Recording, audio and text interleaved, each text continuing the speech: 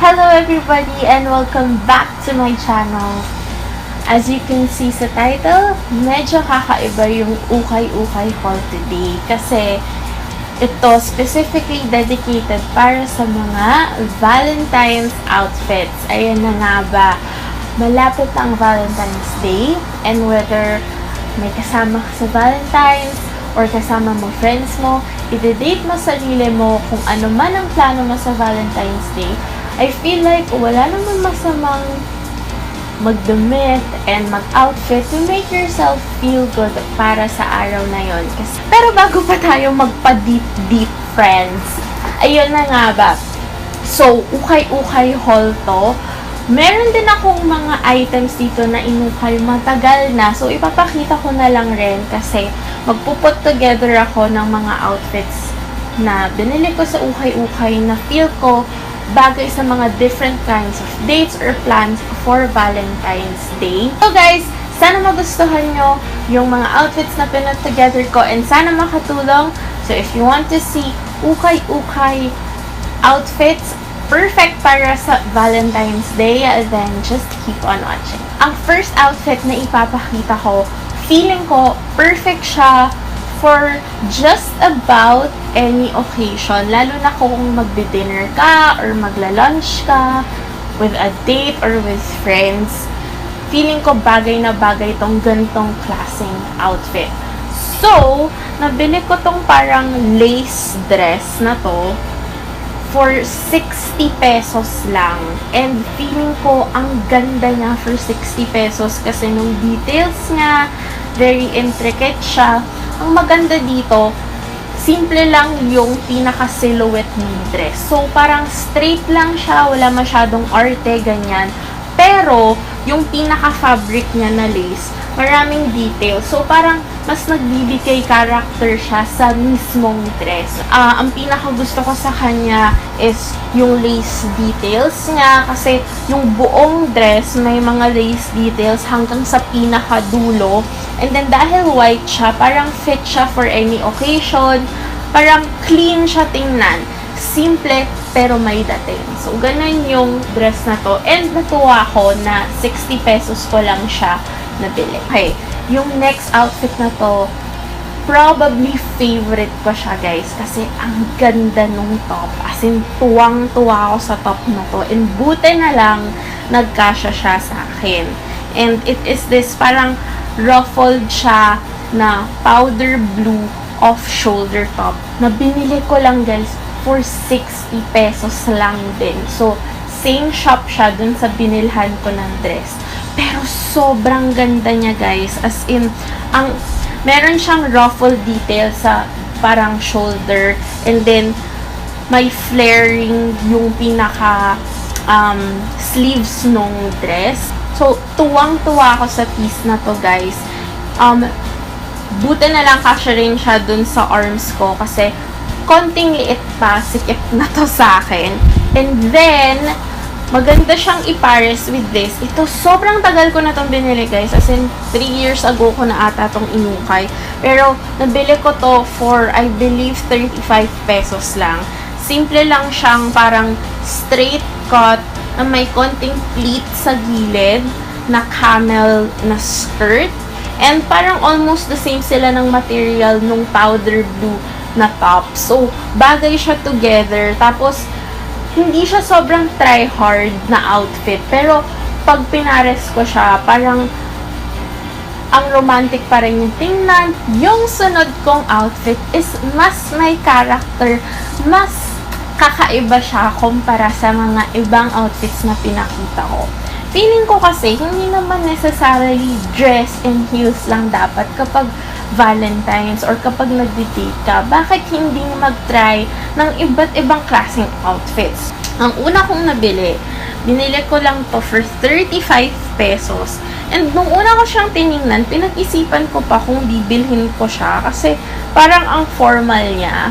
Pero dahil pwede ko siyang gamitin sa work, kung pinares ko siya with yung tamang pantalon, at pwede ko rin siyang gamitin na sa ibang occasions. Binili ko na lang din kasi nga 35 pesos lang siya.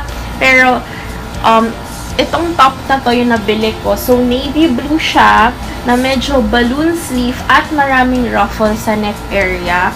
So, parang, sa unang tingin mo, parang ang formal niyang tingnan. Pero, ang maganda dito is, madali siyang i-pair with different kinds of bottoms. Tapos, naisip kong ipares siya. Hindi to ukay, guys. Pero, kung nasa Makati area kayo, bisitahin nyo yung Lucy in the Sky. Another shop nila is Lazy Fair sa Glorieta. Sobrang mura nung items nila doon. Ito, binili ko lang for 100 pesos. And it is this brown skirt. And corduroy yung material niya. Kung hindi ako nagkakamali, yun yung pangalan nun. So, corduroy siya. Ang ganda niya, guys. Parang yung tipong nakikita mo sa Forever 21 or sa H&M, ganyan. Pero 100 pesos lang siya. And then, dahil mahilig ako mag-beret, I thought na ipares itong brown na beret na binili ko before para sa Japan. Dahil brown din naman yung skirt. Para may konting character lang. Feeling ko cute lang siya. Lalo na kung pupunta kayo sa medyo hip na lugar, sa medyo mapormang lugar. Why not go all out na with your outfit? Bakit hindi? So, feeling ko ang cute niya lang together. Very Parisian. Yung dating niya. Yung next outfit ko, sobrang casual nga lang, guys. As in, sobrang casual. Magbabrunch lang kayo nung ka-date mo or magmo-mall lang kayo ng friends mo. Pero gusto mo magmukhang cute pa rin kahit papano. So, ang una kong ipapares is, ito, binili ko siya for 35 pesos. Medyo formal siya na top. Kasi meron siyang stitching sa gitna. So, sa unang tingin, pwedeng-pwede siyang pang-office kasi ang corporate tingnan ng top na to. Papares ko siya with itong shorts. Ito, nabili ko siya sa H&M pero sale siya nun. So, 200 pesos ko lang siya nabili. If I'm not mistaken. Itong shorts na to na may ruffle details sa dulo. Medyo maikli lang siya. For me kasi, wala akong problema sa maikli na shorts. So, tapos gingham. Alam kong checkered sa iba, ganon, pero, or plaid, pero gingham yung tawag ka dito, or saucy, ganyan, gingham. So, feeling ko, yung pagka-formal or pagka-structure ng blouse na to, nababalance ng pagka, parang chill or pagka-laid back nung shorts na to. Itong outfit na to, natutuwa ako dito kasi sobrang, parang ang cute lang nung dating niya. So, itong top na to, nabili ko siya for 50 pesos. Nakakatawa, pag nakikita ko yung polon to, natatandaan ko si Shakespeare. As in, si Shakespeare, kasi parang ganito yung mga polon nila nung unang panahon.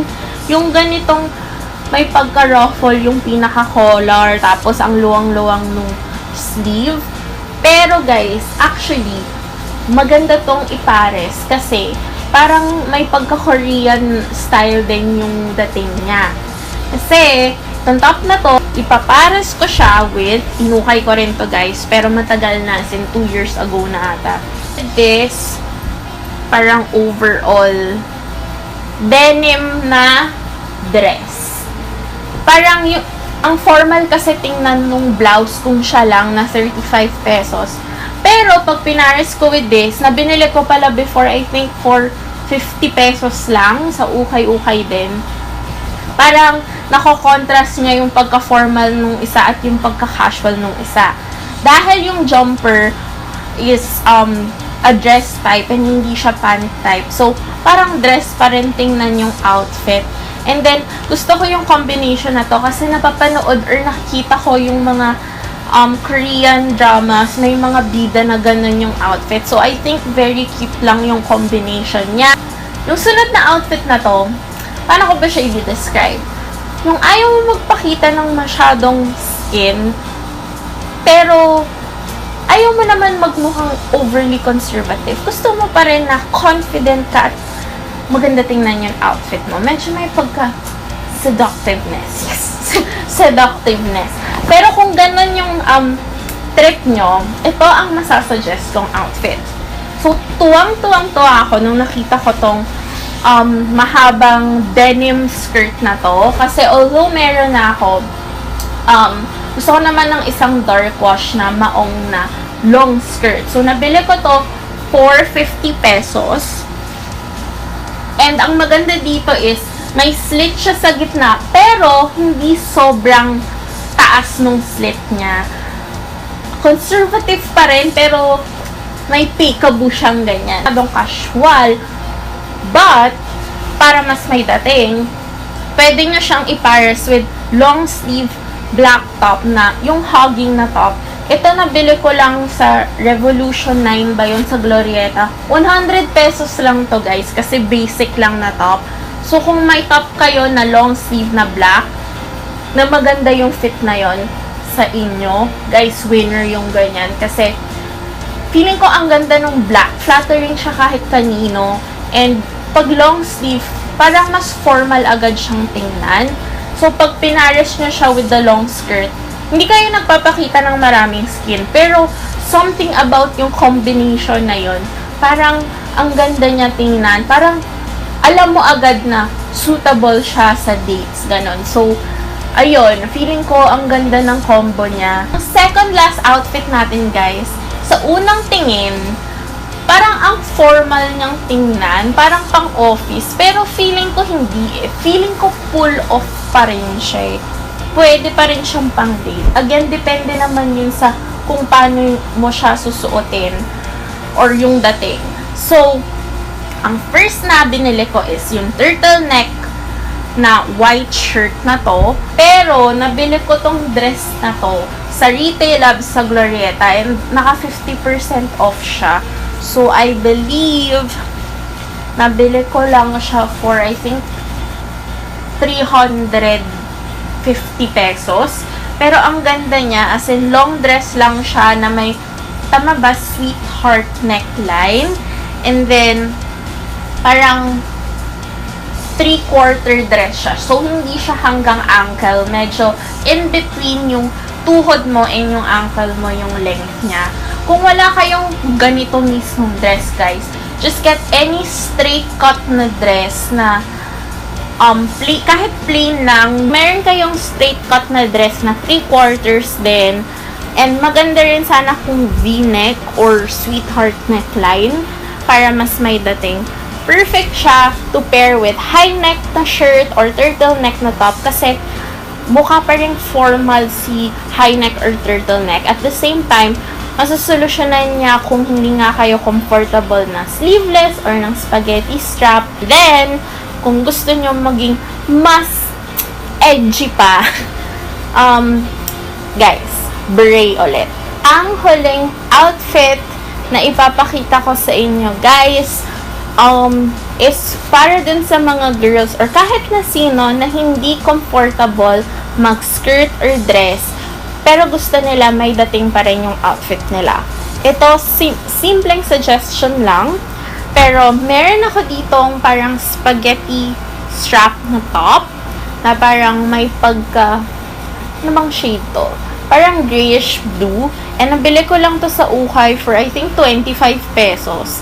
Mura kasi yung ganito sa ukay, guys. So, ang bilis lang or ang dali lang makahanap ng ganito. Just to keep it formal, keep it dinner appropriate, ganyan. Pero hindi skirt. I-prepare ko siya with these pants. So, para siyang work pants, plaid pants siya. Tapos, sobrang uso ngayon nung ganitong print. Yung pang office, I don't know how to call it, if it's plaid or if it's, I don't think it's called checkered. So, parang plaid nga siya. And gray lang siya. Hindi nyo kita sa cam, pero pag nakita nyo sa personal, medyo may details kasi siya ng blue lines. So, nagfi-fit siya perfectly with this top. Tapos together, parang pang dinner talaga or pang night out yung dating ng outfit. And in order to elevate it more, I really suggest wearing heels. Kahit hindi mataas na heels, kahit kitten heels, kahit wedges. Kasi instantly, magmumukhang pang night out talaga yung outfit na to. So guys, yun lang ang aking mga ukay suggestions na nabili ko nga din sa Libertad and iba pang mga ukay finds na nabili ko dati pa na maisa-suggest ko for Valentine's Day. And sana ma-upload ko to in time before Valentine's Day because right now I only have 5 days left. Pero ayun guys, I hope you enjoy this video. Sana may na-pick up kayong ideas. And guys, hindi lang pang may couple ang Valentine's. Okay? Pwede kang mag-Valentine's with your barkada, with yourself, and hindi yun malungkot. Bakit ba kailangan may ka-date? Diba? Why not just enjoy Valentine's as a day where you can just celebrate love? Diba? Wala lang. Just saying. Mema lang ako. Gusto ko lang i-share yung thoughts ko. Agree naman siguro kayo, right? Pero anyway, ayun, sana naka-help yung outfits na to kasi you can wear it naman actually in any occasion that you would like. And sana natuwa ulit kayo kasi alam ko, may mga nag-aabang talaga ng ukay-ukay hauls ko. So, I want to make them consistent talaga sa channel na to. So, yun lang guys. I hope you enjoyed watching this video. Kung may iba pa kayong video suggestions aside from ukay-ukay hauls, please leave it down in the comment section below. And I will also leave sa end of the video parang links to my other ukay-ukay hauls as well. And if you haven't already guys, please subscribe to my channel. Lumalaki na po ang ating fam. Lumalaki na po tayong lahat. Oh, bakit maliliit ba tayo dati? Lumalaki na po ang ating fam, guys. So, lumalaki na ang ating fam, ang ating friendship circle. So, tuwang-tuwa talaga ako, guys. Kaya, please subscribe if you haven't already. Once a week ko lang naman kayo kukulitin because I upload a video once a week, every week. So, sana mag-subscribe po kayo. And, yeah, that's all for today, guys. Advance Happy Valentine's, guys. So, kahit wala kang ka-date, kahit may ka-date pa kayo, ako na mag-greet sa inyo ng Happy Valentine's. Ayan. And enjoy the day. And that is all for me. So, thank you so much, guys, for watching. And I will see you on the next one. Bye!